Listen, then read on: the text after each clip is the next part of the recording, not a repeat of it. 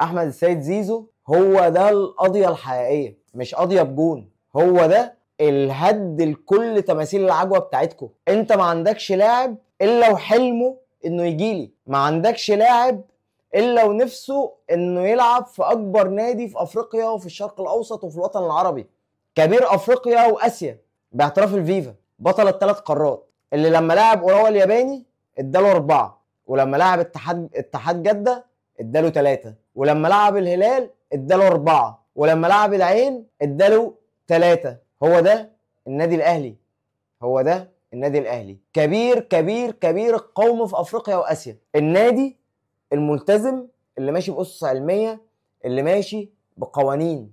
فانتوا مهما زيفتوا حقائق، ومهما طلعتوا شعارات فارغه، ومهما قررتوا ان انتوا تشيلوا شيكابالا من على الشعار وتحطوا زيزو، تشيلوا زيزو وتحطوا امام عاشور، تشيلوا امام عاشور وتحطوا كهربا، تشيلوا كهربا وتحطوا مؤمن زكريا، تشيلوا مؤمن زكريا وتحطوا اشرف بن شرقي، وتقول كان عندك فار وبدلته باسد. انا خدت الفار وخدت الاسد، وخدت فوقيهم امام عاشور، وخدت فوقيهم احمد السيد زيزو.